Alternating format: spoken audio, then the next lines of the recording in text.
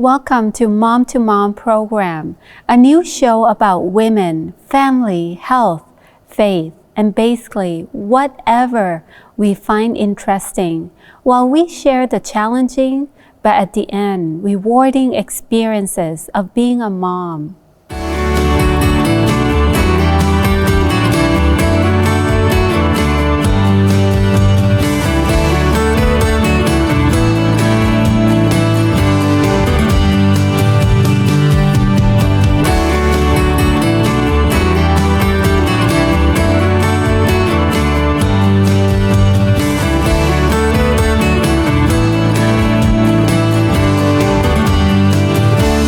Today's discussion is on dangerous toys. We all know to keep sharp objects and meds out of reach of our children, but seemingly harmless toys can turn deadly fast.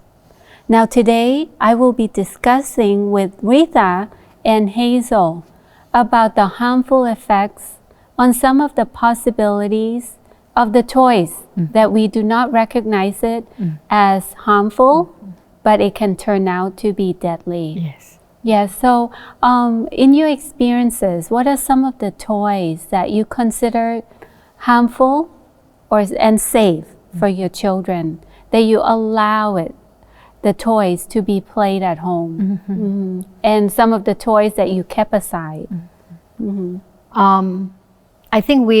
I think it depends on the age of the children, but normally we check the toys to make sure that they are strong and sturdy. Just imagine if the children are playing and suddenly it breaks, and there will be sharp edges, and also toys that is made up of small parts children can put in their mouth.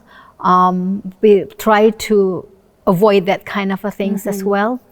And also objects that may have some kind of a chemical reaction, or it can turn into poison in their mouth. Because remember, very young children will always put things in their mouth. So look for something organic, maybe something that is safe for the children, even if they put it in their mouth. Yeah. Of course, when it's clean. Yes, I believe that when we become very conscious of the things around, and especially the toys that we allow our child to play with or come in contact with, we have to constantly be conscious and cautious about what we give to our child to play. Because sometimes we may think that these toys are safe, but as a result, it can become harmful, right? Yeah. I don't know, how do you distinguish your toys, the toys for your son at home? Yeah, the same as Rita a while ago, depending on the age and depending on the actual toy, if it's made up of small pieces. But to go a little further, they have teddy bears or soft toys that seem really harmless, right? But sometimes there are parts on it, like there might be buttons, and that could also be harmful. Because these small buttons, the children will, they can pick them pull up and grab. Yeah, exactly. So and put in their mouth. Yeah. So it's really, it really depends on the item, the toy, but it's not just the toy as a whole, but the details on the toy. Even if it has any chemical coating or, so it's really difficult, honestly speaking. But I guess we have to be very careful if when we get these toys, if they're gifts or if we want to buy a certain toy, we need to be very careful and, really look at the toy. So to expand further or elaborate further, what can we do as parents to avoid accidents or harmful effects on our children as a result of playing different toys? I think in general, we need to know what kind of toys we are allowing the children to play. Because as Hazel mentioned a while ago, sometimes they look harmless, but when they are being played a lot by the children, maybe different parts will come out, like the buttons, That's you know, true. or even plastic stuffing might come out, and you know how that can be difficult for children or dangerous for them when they put things in their mouth.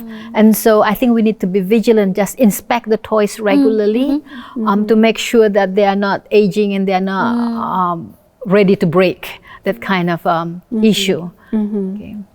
You know, a friend of mine had a little soft toy for her baby, and it was, I think, pink, but it had on the belly of the soft toy, I think it was a teddy bear, there was color.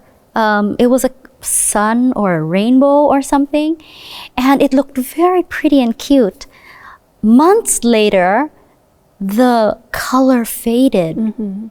And there, you know, when water touches color, you can see how the color bleeds. And she was wondering, why is the color coming out this way? Did I drop water? One day, and a day later or so, she realized that the child had started putting the face down on the teddy bear and started licking. And there was color coming out, you know, so things like this, we never, you know, we never really think it's dangerous. But then if you think, what kind of color was that? So I don't know. I think it's true. We need to be vigilant. Right. Yeah. We need to check the toys if it's wearing out. We or have to something. be conscious and cautious Correct. at all times Yeah. with the toys that we allow our child to hold, to play, even sometimes to sleep with. Right. Right. Yeah. Now, have you ever encountered with your own child that you thought these toys are appropriate, but in return it turned out to be very harmful, or it caused some harmful effects on your child? Have you ever encountered that? As you raised your child and allowed your child to play with certain toys? Well, what I can remember is that how when the toys are getting a little older and they become, even the plastic toys become more breakable, they break. And then when they comes into pieces, that's the one that I have realized can be dangerous, because children oftentimes don't really think about what they put in their mouth. And they will, whatever they can put in their mouth, they will. So if I realize that if they're old toys, I better put them away, get rid of them, because then they'll break more easily. And sometimes the sharp edges can cut the skin of the children as well. And I also check the specifications about the toys. Sometimes there are, I think nowadays though, you can find toys that's specially designed to ensure the safety of children. Yeah, in terms of the ingredients or the materials used. And also age appropriate. Right, age appropriate. Yes. Yeah. They would have label That's right. on the That's package of the toys. What about you, Hazel? Do you have you encountered any experience? Well, for me, I think it's more on making sure the toys are age appropriate. So some toys seem like they are harmless to a toddler because they might look like it might appear big, and you know, normally it's the small parts that are hazardous.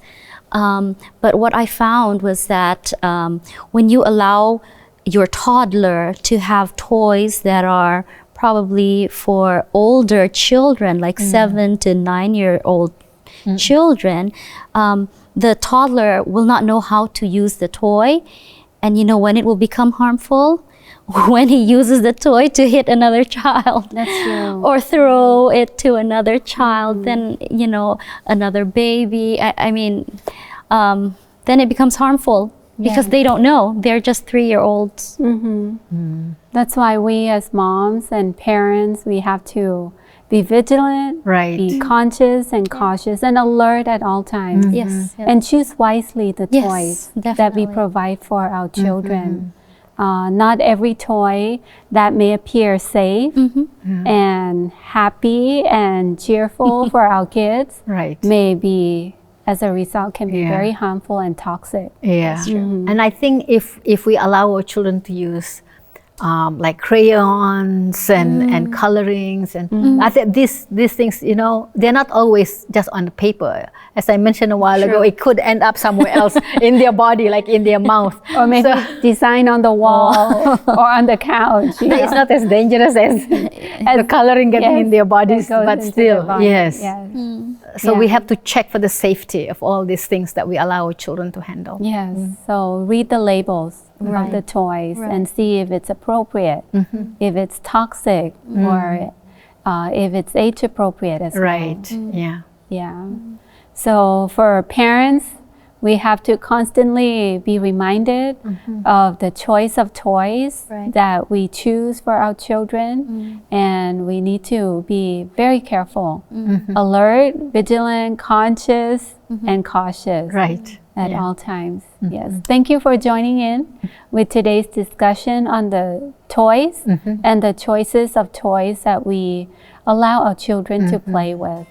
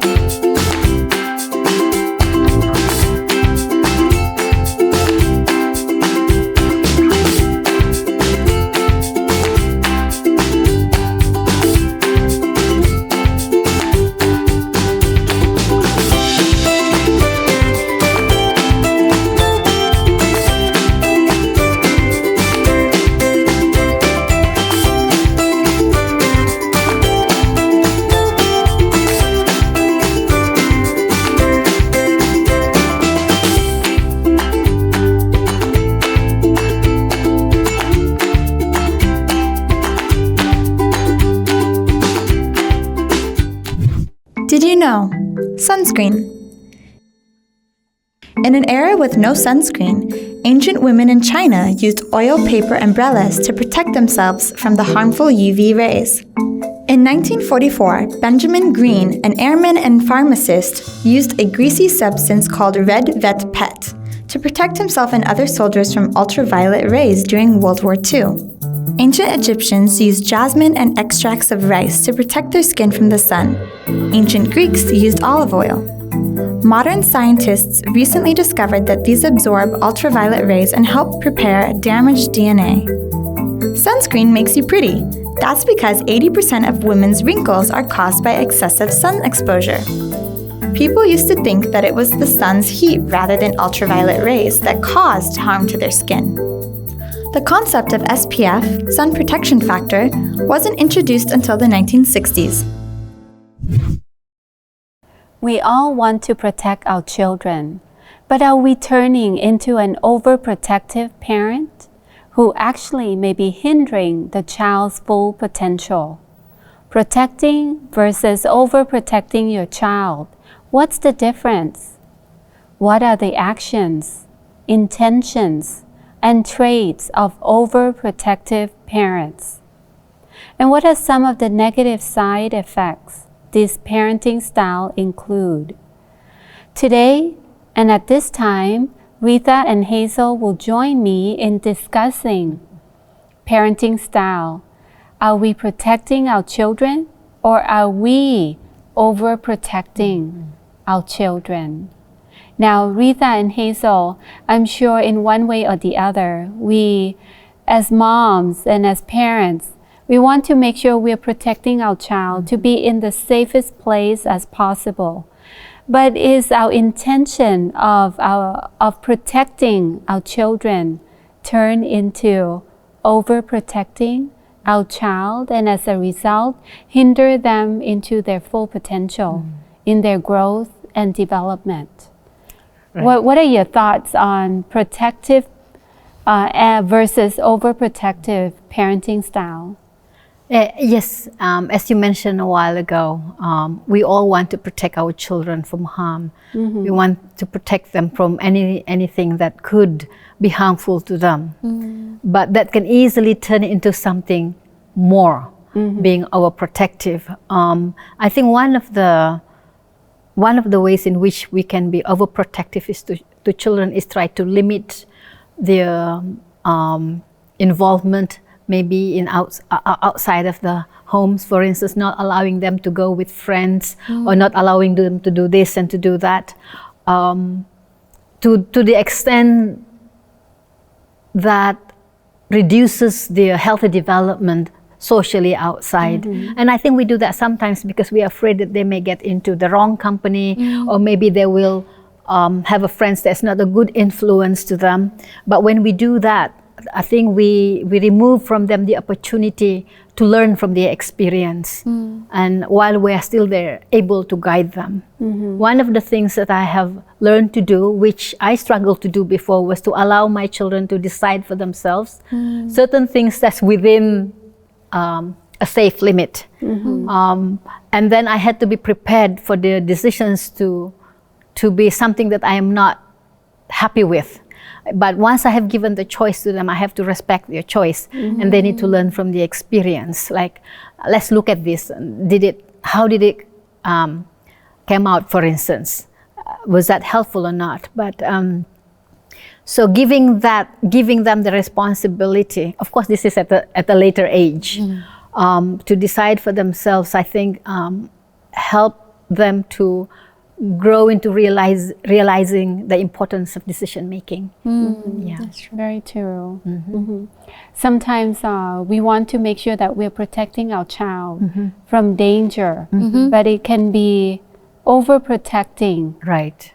Because fear overcomes us, that we don't want them to have a wrong influence, or we don't want any harm or danger that will come and ruin our child or destroy our child.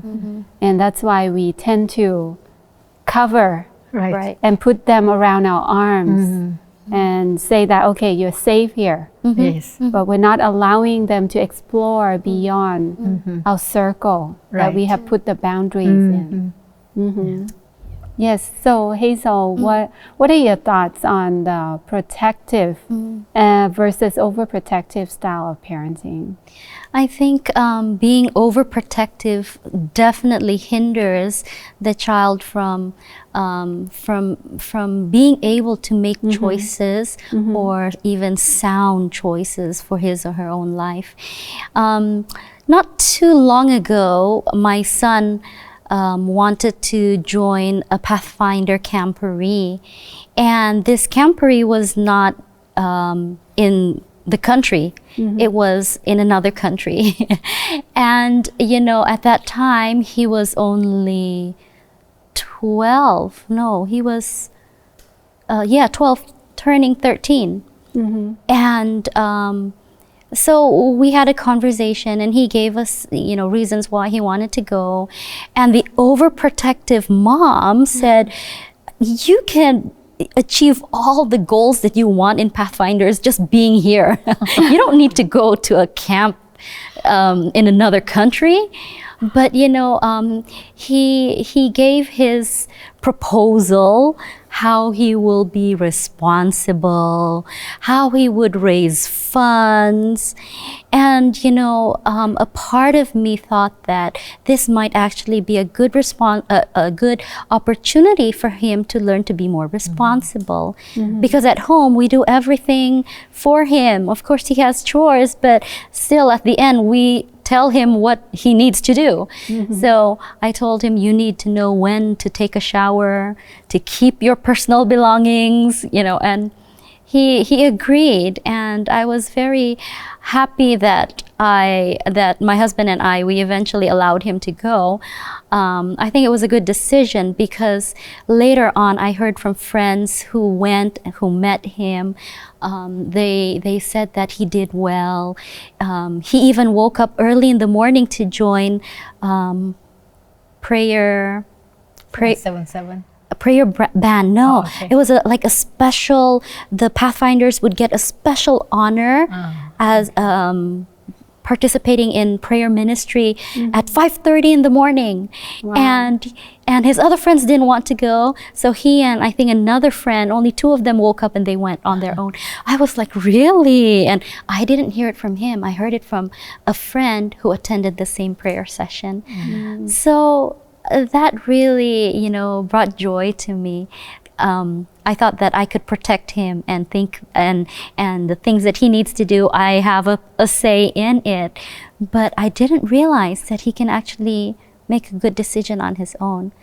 So allowing him to participate, it helped him grow. Yes, exactly. Yeah. Sometimes we tend to put our children in a shell that we think that they are comfortable in. But when we allow them to explore outside that shell, they actually exceeded into their full potential. And they grew and developed beyond our expectation. That's right. Yes, and sometimes we need to set those fears behind and have the trust Right. in our children because of the foundation that we have placed in our children. We need to lay it all in God's hands. That okay, we've done our part. Now, please let our children go and explore and develop into their full potential. And if they make mistakes, we will be here Right. for them Right. to continue to guide them. Now, I know that, you know, we parents, including myself, tend to be overprotective, right? We have that overprotective side. I'm sure every mom's and every parent do. However, this can have the negative side effects That's true. on our children.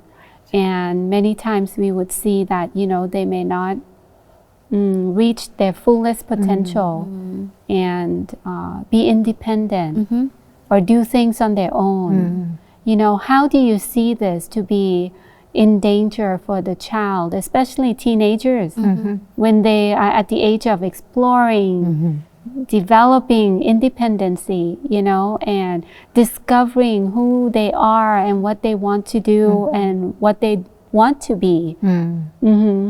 Yeah, I think if we limit our children's potential, they cannot learn how to make decisions for themselves because somebody is always telling them to do.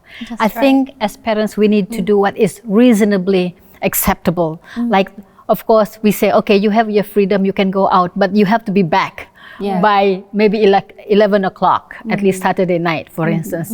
We are not saying, okay, you can come back at 2 o'clock in the morning. So I think within the freedom that we give them, there is still this boundaries that will ensure that it's not just very wild experience. Yeah. And I think this lead to the question that, you know, we need to recognize that there are some tips for raising independent children. Yes, as much as we want to protect them, but we should be very careful in not overprotecting them. Right. But at the same time, we also need to make sure that we are raising independent yet dependable children, right? For my daughter, especially, you know, many times she has things to do, responsibilities to take. But when she comes home, I would not dictate her. Okay, you got to do this now, you got to do that now. I just lay it out on the floor and say, okay, these are the things that you need to accomplish. What will you do first? How will you manage your time? By allowing her to be independent in making the decision and be responsible in accomplishing the desired task. I think that will help the child to also be raised independently, yet at the same time responsible and dependable. Yeah. I don't know if you do the same for your children also, or perhaps you may have more tips for some of the parents who are seeking to not be so protective, overprotective, but at the same time be very careful in not making sure that their child will be too independent. Or independent but responsible. Right. Yes. Yeah. Well, I think the stage has to be set early in life. And I think it's the home environment that helps them to be prepared for the independence. For instance, giving them responsibilities at home, for them to be part of the family, doing what they have to do to contribute to family life. Allow them to be able to participate in decision making, right? What about you, Hazel? Yeah, definitely. That's what I was going to say. Allow the children to have a say at home. Allow them to be part of the rules and regulations, for example, that you want to set. You don't have to tell them 11 o'clock or 12 o'clock. Ask them, what do you think is a reasonable time to come home? And without knowing, in your mind, you're thinking 11 o'clock and suddenly your child says 11. Yay.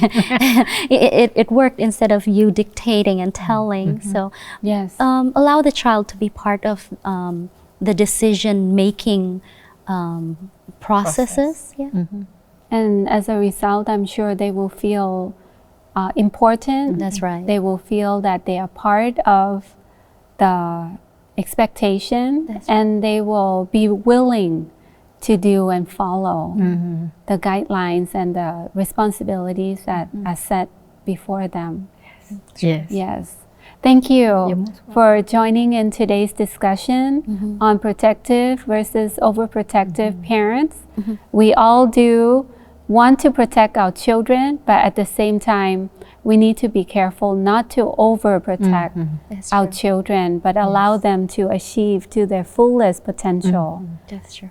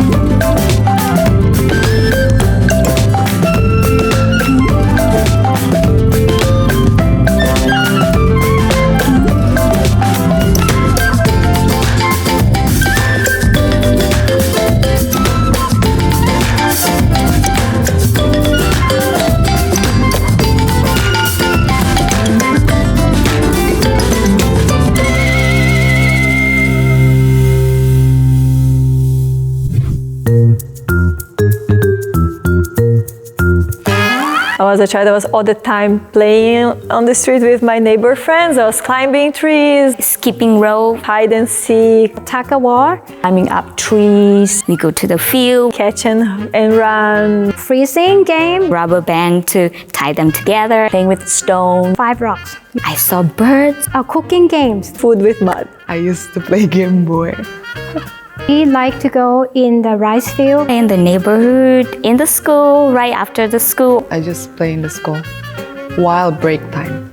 Gardens, for sure on the streets all day long. We just go door by door talking. Just ask to their moms, like, Auntie, can we play? Right after school or during weekend, we will come together and tell stories that our parents told us. In the dark, no electricity, no television, no phones, nothing. That's what we told our friends in old days. I just love those days. I miss when people do not have phone in their hands and then we can just talk with each other. Just sit down lying on the grass and talk to my friends about everything. I would tell the new generations that they have so many blessings like technology, electricity, but they don't use these technologies to interact with each other. Your family, your friends, and your teachers, I think they love you. They want to spend time with you. And I know you need them too, you love them too, but just put away aside those technology and spend time with them. You guys are overwhelmed with media, and it's quite challenge for teen, for kids, for you to have self-control. It is not easy for adults as well. Go out, have fun, be children, just stay outside. You're gonna have so much fun than before. Be obedient if your parents tell you that you only have 30 minutes per day. Please don't be antisocial because later you don't know what will happen to your friends or maybe your family, that you need to spend time together with them. The Bible says in Psalm 127 verse 4, like arrows in the hands of the warrior are children born in one's youth. Much of our parenting is motivated by fear. Consequently, we're more concerned with protecting our children from the world than preparing them to make a difference in this world. Bible parenting is much different. It pictures parents as courageous warriors getting ready to release their children into battle. When the overprotective nature of a parent is causing the child to not live life, then it is also preventing them from growing in the way that God intends. We must allow God to calm our minds and allow us the peace that overrides understanding. When we are constantly worried, those reactions do affect how our children learn to respond to life, and they will also see that our trust is not in the Lord. Let's pray for guidance and full confidence. Remember to visit our website at hopetv.asia. You'll find interesting materials to share with your friends and your loved ones. Also, send us your questions and comments on our Facebook page. We would love to hear from you. We would see you next time to share experiences and discuss more on issues that matter in this challenging but rewarding experiences of being a mom.